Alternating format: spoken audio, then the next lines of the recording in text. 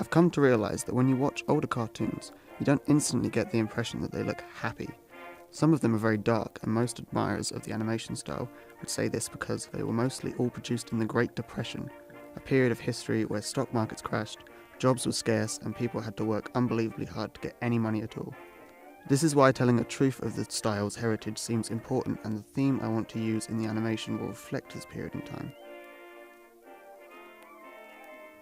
I've thought about starting out with a simple emotion, like loneliness. I also want to use a story that wouldn't need any speaking, no dialogue as the main feature anyway.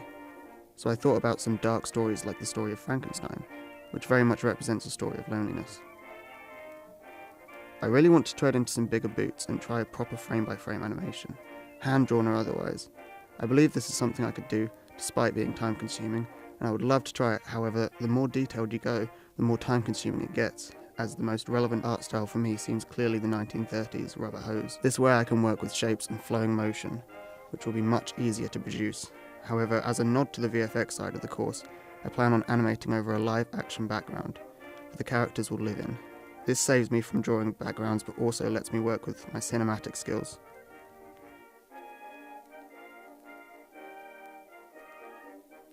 While going through the process of animating frame by frame for the first proper extended time, I'm sure I will need to find some respite and helpful videos that explain the animation process in a broken down way. I've already been pre-searching how professional animators do their work. This includes time maps for the in-between drawings and rules for fluid motion.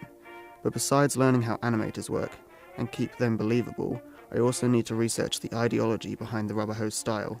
It being very distinct and therefore mimicking it will not be simply drawing similarly.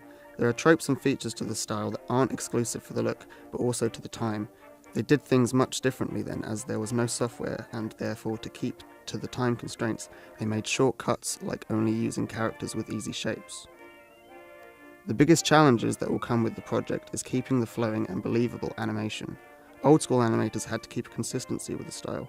Obviously part of the style was to break the rules and make trippy, strange poses, but even then they were keeping the motion as visually pleasing as possible, which took skill and dedication.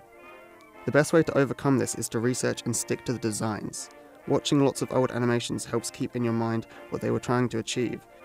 From what I've read, they kept their styles by referencing drawings that show all the characters from different angles.